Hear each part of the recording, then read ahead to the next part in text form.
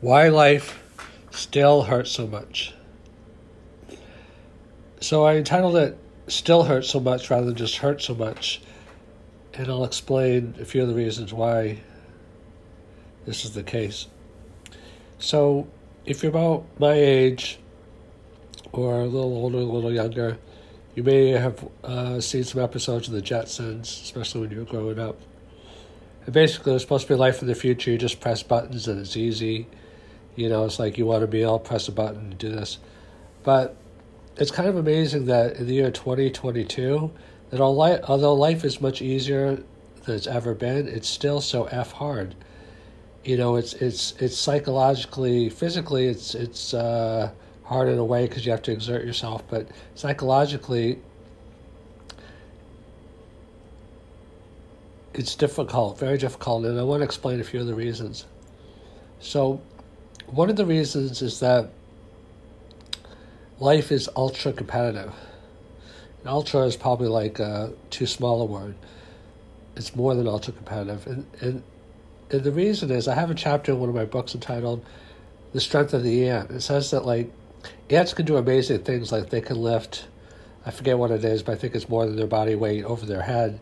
But all ants can do it, so it's not that special. I mean, the amount of complexity of the human brain and the actions that human beings are capable of, like now it's the Winter Olympics, and you just see like the amazing, but people that are in the top of their field in anything, and even people that are just average in their field, the amount of information, knowledge, and behavior, productivity that exists in the world is like almost beyond reason. So any one person can do amazing things, but there's billions of people in the world, and everybody has capabilities, so it's ultra competitive. A second reason why I think life is still hard is because of the spiritual and empathy factor. I think this is a world where we come to expand and grow our consciousness, and expansion is always difficult. Like, if you want to run a marathon, you have to get used to running 26 miles. If you want to lift weights, you have to get used to, if you want to build a body or whatever. It's pushing limits. There's something about it is not easy. I want to say something about rich and poor. Like, people think that the rich have it easy. I think most people in life have it kind of equally hard in different ways. Why I say equally hard is because we each kind of maxed out of our own potential.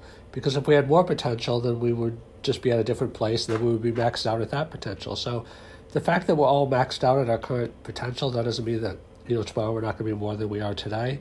It means that we all kind of have an empathy or a feeling of like, wow, this is the most I could do right now, and I'm maxed out. So whether you're rich or poor, like, everybody's kind of like going up to their capabilities. You could say some people are taking it easy, and they could be doing more. Theoretically, they could be doing more, but practically, they probably couldn't be doing more, because if they could be doing more, they would actually be doing more. I mean, it's kind of a convoluted argument, and it's hard to get the nuance of it, but basically, your life is whatever your life is. Like they say, whatever your scorecard is your scorecard. Theoretical doesn't really exist. Like, theoretically, yeah, I could be Superman. Theoretically, I could, do this or could do that. But, I mean, do I actually do it? I mean, my life is what my scorecard says it is.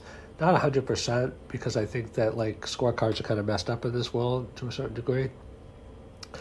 But, for example, like, somebody that owns a really big business, that might seem like, oh, it's a piece of cake, you just let somebody else run it. But it's a lot of pressure. If you don't think it's pressure, think about the things that you worry about in your life. And I don't know who, this is just the proverbial you is, because I don't know who's listening exactly, but and then think about someone like Jeff Bezos or Mark Zuckerberg or anybody that runs like a really, really large company. I mean, Jeff Bezos stepped down, but the things that you're stressed out about, that's probably never even hardly ever been on the radar.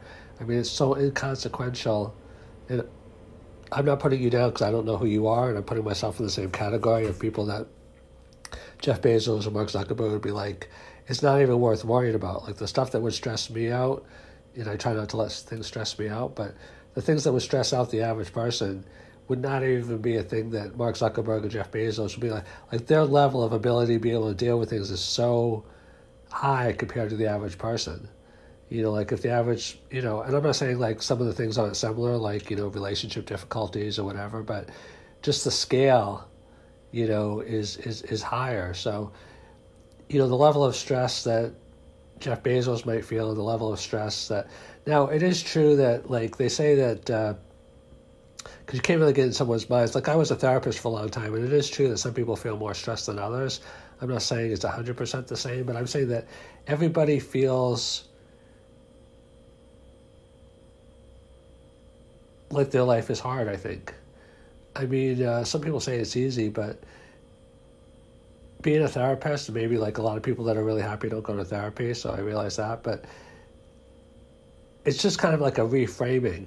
Like, some people think of life as like a positive challenge. That doesn't mean it's easy. It's still difficult, but it's like a positive difficult.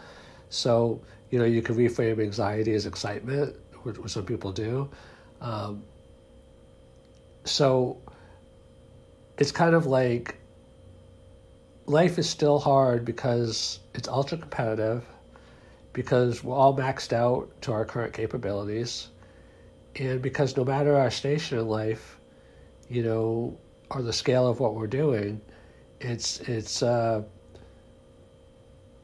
easy.